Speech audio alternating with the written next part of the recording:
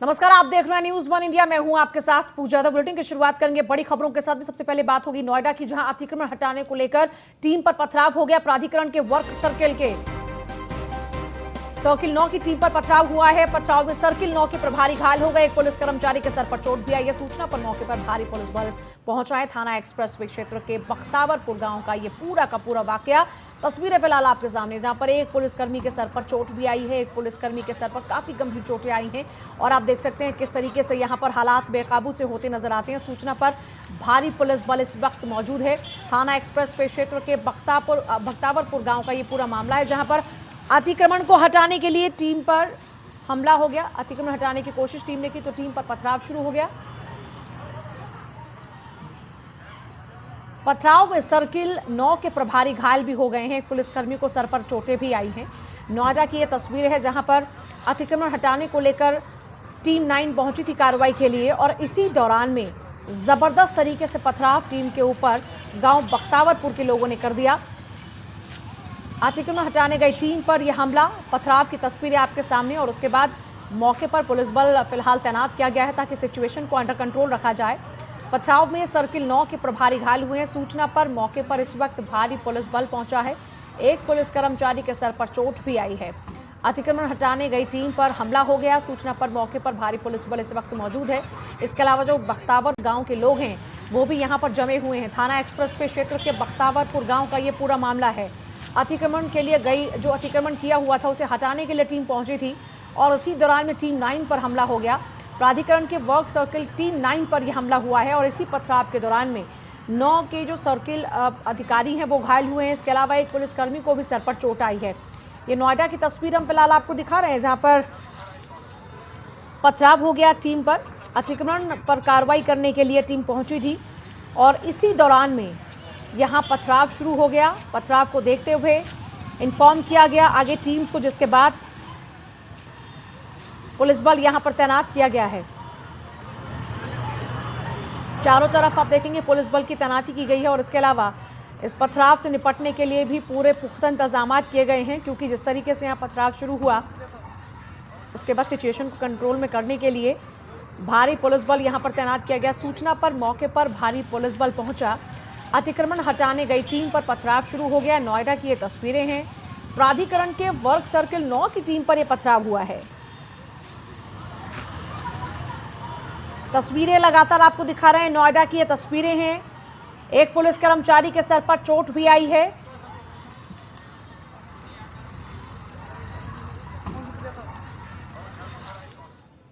और वहीं कानपुर में शादी अनुदान में ही बड़ा फर्जीवाड़ा सामने आया। शादी अनुदान प्राप्त करने के आवेदनों में घपला किया गया।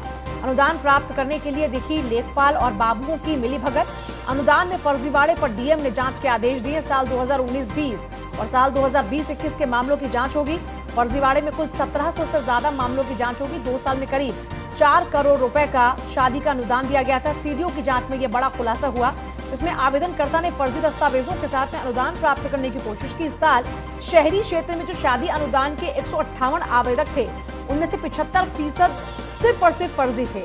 एक दंपत्ति समेत 2 लेखपालों पर जांच के बाद एफआईआर दर्ज भी कराई गई है। मामले में डीएम के आदेश पर अब कमेटी बनाई गई है। 3 सदस्यीय कमेटी पूरे मामले की जांच पड़ताल करेगी। समाज कल्याण विभाग की कई और योजनाओं में भी इसी तरीके से फर्जीवाड़े का अंदेशा है। देखिए, अनुदान में फर्जीवाड़े पर अब डीएम सख्त हो गए हैं। सीडीओ की जांच में यह बड़ा खुलासा हुआ कि 75% जो आवेदन थे वो बिल्कुल फर्जी थे, यानी उनके नाम पर ली गई रकम पूरी फर्जीवाड़े का हिस्सा है। समाज कल्याण विभाग एवं पिछड़ा वर्ग कल्याण विभाग के अंतर्गत संचालित शादी अनुदान योजना में जिले स्तर पर प्रेषित किए गए आवेदन पत्रों की कुछ रैंडम आधार पर जांच कराई गई और उस रैंडम जांच पे जब जिला स्तरीय अधिकारियों से जांच करी तो उसमें ये पाया गया कि कुछ आवेदन जो थे वो फर्जी थे। जिन लोगों जो पात्र नहीं थे उनको भी शादी अनुदान दिए जाने की संस्तुति की रिपोर्ट जिले स्तर पर प्रेषित की गई। इस मामले को संज्ञान में लेते हुए जिन कर्मचारियों ने नीचे के स्तर से रिपोर्ट लगाई उनके विरुद्ध कार्रवाई हेतु निर्देशित कर दिया गया है। इसमें तहसील सदर के अंतर्गत 2 लेखपालों के द्वारा फर्जी रिपोर्ट लगाई गई थी, तो उनको तत्काल प्रभाव से उप जिलाधिकारी के द्वारा उनको निलंबित कर दिया गया है तथा इस प्रकरण को संज्ञान में लेते हुए जिलाधिकारी महोदय के स्तर से एक समिति इसमें गठित कर दी गई है।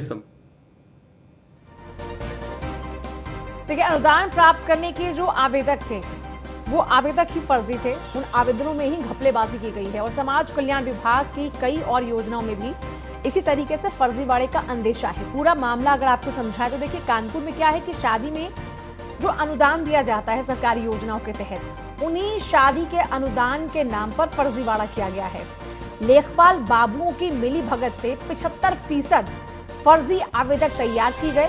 ये फर्जी आवेदकों ने अनुदान लिया। 2019-20 और साल 2020-21 के मामलों की अब इसी आधार पर जांच होगी। और हैरत की बात यह है कि फर्जीवाड़े में कुल 1700 से ज्यादा मामलों की अब जांच होगी। 2 साल में करीब 4 करोड़ रुपए का अनुदान दिया गया और जो अभी तक जानकारी हासिल हुई है उसी के आधार पर हम बात कर रहे हैं। 4 करोड़ में से जो 75% आवेदक थे वो फर्जी थे।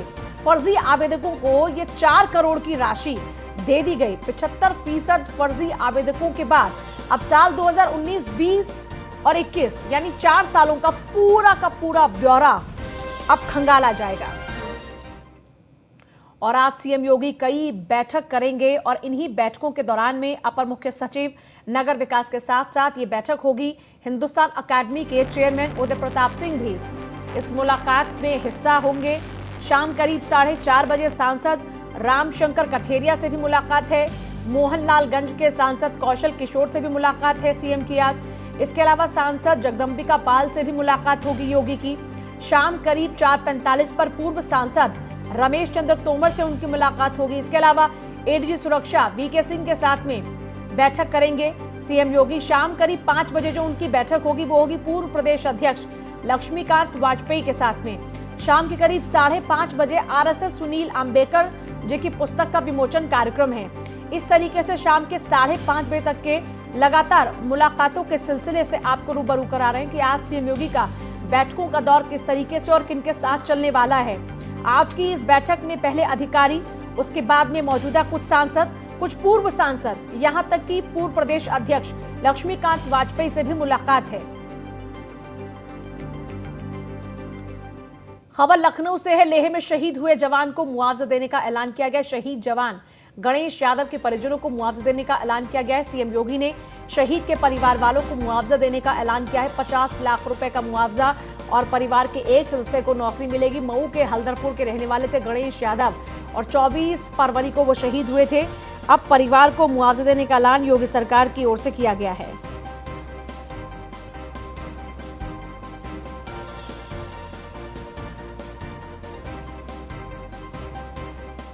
कानपुर को डिप्टी सीएम केशव प्रसाद मौर्य सौगात देंगे। खाड़ेपुर स्थित कार्यक्रम स्थल पर डिप्टी सीएम पहुंच चुके हैं। लोक निर्माण विभाग की कई योजनाओं का यहां लोकार्पण और शिलान्यास का उनका कार्यक्रम है। इस दौरान में कैबिनेट मंत्री सतीश महाना, मेयर प्रमिला पांडे समेत कई बीजेपी नेता मौजूद भी रहे। ये तस्वीरें आपके सामने है। फिलहाल कानपुर की ये तस्वीरें हैं जहां डिप्टी सीएम के कई सौगात देने का कार्यक्रम फिक्स था और यहां पहुंचे हैं कानपुर में डिप्टी सीएम केशव प्रसाद मौर्य। कानपुर को डिप्टी सीएम केशव प्रसाद मौर्य कई सौगात देने पहुंचे हैं। खाड़ेपुर स्थित कार्यक्रम स्थल पर डिप्टी सीएम पहुंचे। लोक निर्माण विभाग की कई योजनाओं का लोकार्पण और शिलान्यास किया जाएगा। कोई भी कार्यकर्ता यहाँ पर मंच के आसपास नहीं खड़ा होगा। और वहीं महोबा पहुंचे हैं पीडब्ल्यूडी मंत्री चंद्रिका प्रसाद उपाध्याय। मृतक वकील मुकेश पाठक के परिजनों से चंद्रिका प्रसाद मिले। परिजनों को न्याय दिलाने का आश्वासन दिया। माफिया की संपत्ति जांच कराने की बात कही। सीएम योगी के संज्ञान में है घटना, सख्त कार्रवाई होगी। मुकेश पाठक ने 13 फरवरी को खुदकुशी की थी और मुकेश पाठक को कुछ लोग लगातार परेशान कर रहे थे। जानकारी के मुताबिक देखिए, माफिया की संपत्ति की जांच होगी। सीएम योगी के संज्ञान में पूरी की पूरी घटना है और अब इस पूरे मामले को लेकर कार्रवाई की उम्मीद की जा रही है क्योंकि पूरा का पूरा मामला खुद सीएम योगी के संज्ञान में आ चुका है।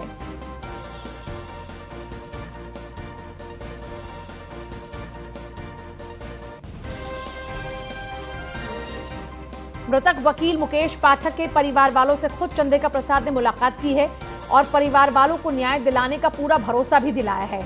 उन्होंने जाके फिर से दोहराया कि मामला खुद सीएम योगी के संज्ञान में आ चुका है और योगी की अदालत में अपराधियों के लिए कोई राहत या रियायत नहीं होती। आलोक शर्मा मेरे साथ,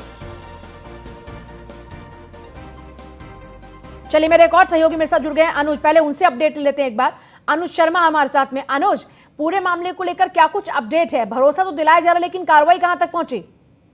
बिल्कुल, देखिए कि आज सूबे की जो मंत्री हैं वो आज चंद्रिका प्रसाद उपाध्याय वो पीड़ित परिवार के घर पहुंचे थे और पीड़ित परिवार के जो बच्चे थे उनसे बातचीत की है और उनके द्वारा भी ये बताया गया कि जो आरोपी है और जो जेल के पीछे है उनकी संपत्तियों की पूरी जांच कराने की बात करी है उन्होंने, कि उनको पूरा न्याय का भरोसा दिया है कि सरकार जो है बिल्कुल कहीं भी रियायत नहीं छोड़ेगी। योगी सरकार इतनी सख्त है इन सारे लोगों के ऊपर कि कहीं से भी कोताही नहीं बरतेगी और परिवार को यह आश्वासन दिया है कि उनको जो मुआवजे की भी बात है उसकी सरकार में बातचीत चल रही है और उनको जो भी संभवतः मदद की जाएगी वो पूरी की जाएगी। परिवार वाले कितने आश्वस्त नजर आ रहे हैं इन आश्वासनों के बाद? बिल्कुल, देखिए 13 फरवरी को जो वकील थे उन्होंने अपनी लाइसेंसी बंदूक से आत्महत्या की थी। उसके बाद लगातार यहाँ पे जिले में जो है वो स्ट्राइक चल रही है वकीलों की। सारे वकील जो है अपना काम जो है वो पूरी तरीके से बंद किए हैं। उसी क्रम में आज उनकी तेरहवीं है तो उस मौके पर जो है जिले के सांसद, विधायक और स्वयं मंत्री जो है पहुंचे हुए थे और सिर्फ आश्वासन दिया है और आश्वासन के साथ साथ ये पूर्ण तरीके से भरोसा दिलाया है कि हम जो भी पीड़ित परिवार की होगी पूरी मदद करेंगे और प्रशासन से लगातार उनकी बात चल रही है। 14 एक की कार्रवाई के लिए भी जो है लिख दिया गया है, मतलब पूरा आश्वासन दिया गया है। परिवार भी उनकी जांच को लेकर आश्वस्त नजर आया। चलिए, बहुत ही शुक्रिया आपका फिलहाल पूरी जानकारी के लिए। और वहीं कानपुर देहात में 6 साल की मासूम के साथ हैवानियत हुई। खेतों में ले जाकर रेप की वारदात को अंजाम दिया गया। खेत में बेसुध हालत में वो मासूम पाई गई। हालत नाजुक बताई जा रही है। वारदात के बाद आरोपी युवक मौके से फरार है। सूचना पर भारी पुलिस बल के साथ मौके पर आला अधिकारी मौजूद हैं। मासूम को अस्पताल में भर्ती कराया गया। आरोपी युवक की तलाश शुरू की गई है। अकबरपुर कोतवाली क्षेत्र की यह पूरी घटना है।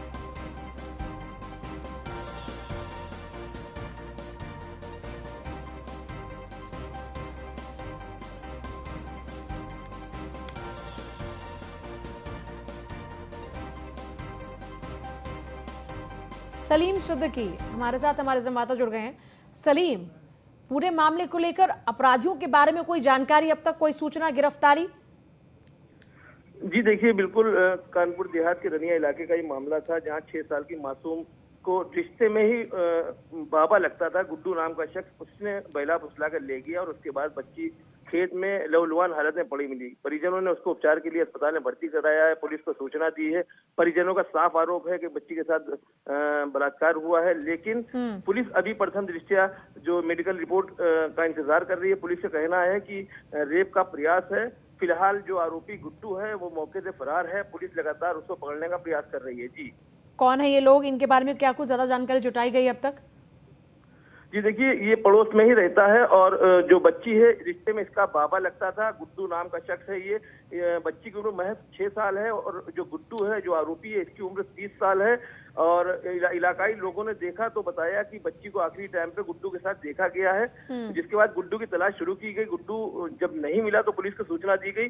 पुलिस ने अभी फिलहाल जो है एनसीआर दर्ज कर ली है और मेडिकल रिपोर्ट का इंतजार कर रही है। पुलिस का अभी कहना है कि रेप का प्रयास किया था और फिलहाल अभी पुलिस को गिरफ्तार नहीं कर पाई है। जी, बहुत शुक्रिया आपका फिलहाल पूरी जानकारी के लिए। डिप्टी सीएम केशव प्रसाद मौर्य की सुरक्षा में चूक। हेलीपैड पर स्वागत के वक्त काला झंडा लेकर एक युवक पहुंच गया। काला झंडा लेकर पहुंचे युवक को पुलिस ने पकड़ लिया है। हेलीपैड से प्रदर्शनकारी को पुलिस ने हिरासत में लिया। नौबस्ता थाना क्षेत्र के हंसपुरम में यह हेलीपैड बना था, जहां पर एक काला झंडा लेकर एक युवक पहुंच गया। उनकी सुरक्षा में बड़ी चूक इसको माना जा रहा है कि कैसे आखिरकार युवक सुरक्षा के घेरे को फांदकर केशव प्रसाद मौर्य के करीब पहुंच जाता है और वहां काला झंडा दिखाता है। पूरी सुरक्षा के बावजूद, पूरे चाक चौबंद इंतजाम के बावजूद कैसे कोई युवक उनकी सुरक्षा के घेरे में एंटर कर जाता है। बड़ी चूक। हेलीपैड पर स्वागत के वक्त काला झंडा लेकर पहुंचा एक युवक कानपुर में मौजूद है डिप्टी सीएम केशव प्रसाद मौर्य, और इसी दौरान में उनकी जो सुरक्षा है उसमें चूक की ये बड़ी खबर आपको बता रहे हैं। नौबस्ता थाना क्षेत्र के हंसपुरम में हेलीपैड बना था और यहीं पर ही काला झंडा दिखाया गया केशव प्रसाद मौर्य को। सूरज पांडे हमारे साथ हमारे संवाददाता हैं। सूरज, क्या कुछ ताजा अपडेट फिलहाल? बता दें कि पूरा मामला नौबस्ता थाना क्षेत्र के आवास विकास हंसपुरम इलाके का है, जहां पर डिप्टी सीएम केशव प्रसाद मौर्य आए हुए थे और उनका हेलीपैड बना हुआ था। हेलीपैड पर जैसे ही उनका हेलीकॉप्टर लैंड किया, उसके बाद जैसे ही उनका गर्मजोशी से विधायक और सांसदों ने स्वागत किया और कुछ ही कदम पर चले थे, तभी एक सपा का कार्यकर्ता हेलीकॉप्टर के पास काला झंडा लेकर पहुंच जाता है और लगातार वहां पर नारेबाजी करता है। मौका रहते ही पुलिस ने उसे हिरासत में ले लिया और उसे टांग कर अपने साथ ले गई है। आपको बता दें कि सबसे चलिए, बहुत ही शुक्रिया आपका फिलहाल पूरी जानकारी के लिए।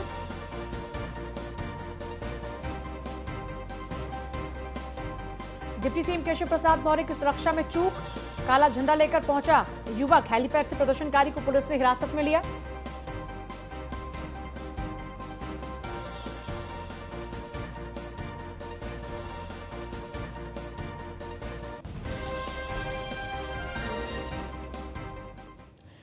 चलिए आगे बढ़ेंगे और बात करेंगे मोनू वर्मा के हत्याकांड मामले की, जिसका सीसीटीवी फुटेज अब सामने आ चुका है। खबर इटावा से है। मोनू वर्मा हत्याकांड का सीसीटीवी फुटेज सामने आ चुका है और ये देखिए तस्वीर आपके सामने। हत्या के बाद आरोपियों के भागने का ये सीसीटीवी फुटेज आपके सामने है। आप न्यूज़ 1 इंडिया पर वो तस्वीरें देख रहे हैं जब मोनू वर्मा की हत्या की गई। उसके बाद में ये 3 हत्यारे उसकी हत्या के बाद फरार होते कैमरे की नजरों में कैद हो गए। मोनू वर्मा हत्याकांड का सीसीटीवी फुटेज सामने आया, जिसमें हत्या के बाद हत्यारे यहां से भागते हुए आपको फरार होते हुए नजर आएंगे। आप देखिए किस तरीके से पहले एक शख्स बाहर आता है, उसके बाद उसके 2 और साथी आते हैं, जो कि पहला जो निकलकर आता है बाहर वो तेजी के साथ उनको बाहर बुला रहा है और उसके बाद तीनों बहुत ही आराम से मोनू की हत्या के बाद वहां से फरार हो जाते हैं। वरिष्ठ संवाददाता चंचल दुबे हमारे साथ हैं। चंचल, आरोपियों के बारे में अब तक क्या कुछ खास जानकारी लगी पुलिस को? हत्या चढ़ेगी नहीं? जी बिल्कुल मैम, आपको बता दूं मोनू वर्मा हत्याकांड से जुड़ी जो बड़ी अपडेट है वो ये है कि जिस मोहल्ले में मोनू वर्मा रहता था उस मोहल्ले के जब सीसीटीवी खंगाले गए पुलिस के द्वारा, तो ये सीसीटीवी सामने आया जिसमें 3 आरोपी जो हैं वो भागते हुए नजर आ रहे हैं। पर आपको बता दूं जो पीड़ित परिजन है उनका कहना है 7 लोग अंदर आए हुए थे घर में आवास के बाहर, पर अभी 3 आरोपी जो हैं उनकी जो पहचान है वो पुलिस बराबर खंगालने में जुटी हुई है। यानी अभी तक इनकी गिरफ्तारी नहीं हो पाई है और पुलिस सिर्फ इनके बारे में अभी तक जानकारियां जुटा रही है। बहुत शुक्रिया चंचल आपका फिलहाल पूरी जानकारी के लिए। खबर सिद्धार्थनगर से, जहां शिलापट का क्लर्क जिसका अपमान हुआ है, क्लर्क के खिलाफ मुकदमा भी दर्ज हुआ है। स्कूलों के निर्माण के लिए बेसिक शिक्षा मंत्री ने शिलान्यास किया था। शिलान्यास के बाद शिलापट को बीएसए ऑफिस में रखा गया था। शिक्षा विभाग से बर्खास्त क्लर्क ने ही शिलापट पर पैर मारा था। दरअसल क्लर्क ने ही यहां पर यह हरकत की थी, अपमान किया था शिलापट का। क्लर्क राकेश मणि त्रिपाठी ने अपशब्द का इस्तेमाल भी किया था। पूरी घटना सीसीटीवी कैमरे में कैद हो गई थी। बीएसए राजेंद्र सिंह ने पुलिस में इस बात की शिकायत की थी, जिसके बाद अब कार्रवाई हो रही है। क्लर्क राकेश मणि त्रिपाठी ने अपशब्द का इस्तेमाल किया था, शिलापट पर पैर मारा था और पूरी घटना सीसीटीवी में कैद हो गई थी। इसमें ऐसा है, जनपद सिद्धार्थनगर में कुछ विद्यालय जीर्ण सिंह की दशा में थे, जिसको शासन द्वारा उनको बनवाने हेतु धन आवंटित हुआ था। उसी परिप्रेक्ष्य में माननीय बेसिक शिक्षा मंत्री जी द्वारा दिनांक 22/2/2021 को विद्यालयों को बनवाने हेतु शिलान्यास के लिए पत्थर बनवाया गया था और पत्थर रखा गया था, जिसका शिलान्यास उन्होंने किया था। करने के बाद एक बीएसए कार्यालय में बाबू राजेश मणि त्रिपाठी, जो पूर्व से निलंबित चल रहा है, उसके द्वारा पत्थर पर लात मारा गया है और उसका अपमान किया गया है। जो मंत्री जी शिलान्यास किए हैं उसका अपमान किया गया है, जो निहायत गलत है। उसके खिलाफ बीएसए द्वारा हमारे कोतवाली थाने में तहरीर दी गई है। तहरीर लिखकर मुकदमा लिखकर विधिक कार्रवाई की जा रही है। दिनांक 22/2/2021 को मैं विद्यालयों के विजिट से वापस आने पर मुझे संज्ञानित कराया गया कि यहीं के ही एक सस्पेंडेड क्लर्क के द्वारा ये घटना की गई है और उसकी जानकारी होते ही हमने विभागीय कार्रवाई एवं पुलिस में भी तहरीर दे दिया है और आगे जो कार्रवाई होगी उनके द्वारा की जाएगी। खबर बाराबंकी से है, जहां घनी आबादी के बीच खाली पड़े प्लॉट में आग लग गई। आग लगने से मोहल्ले में अफरा तफरी का माहौल। कड़ी मशक्कत के बाद ग्रामीणों ने ही आग पर काबू पाया। बाराबंकी नगर के मोहल्ला दीनदयाल बुहारीपुरवा का ये पूरा वाकया है, जहां पर आग के बाद अफरा तफरी का माहौल और अफरा तफरी के दौरान में गांव वालों ने ही आग को बुझाने के तमाम प्रयास किए, जिसके बाद आग पर काबू पाया गया। बाराबंकी नगर के मोहल्ला दीनदयाल बुहारी का ये पूरा मामला, जहां पर घनी आबादी के बीच एक प्लॉट में आग लग गई, जिसके बाद चारों तरफ अफरा तफरी का माहौल। और वहां जो शोरगुल है वो भी आप सुन पा रहे होंगे, किस तरीके से अफरा तफरी के माहौल के बीच लोग आपसी भाईचारे के साथ में ही आग बुझाने का पूरा प्रयास कर रहे हैं, ताकि और जो आसपास के इलाके हैं या जो और आसपास के घर हैं उन तक ये आग ना पहुंचे और उनको भी नुकसान ना हो। ऐसे में आग को बुझाने के तमाम प्रयास लोग खुद ही करते नजर आ रहे हैं और उसके बाद में एक दूसरे की सहायता से आग पर काबू पाया गया।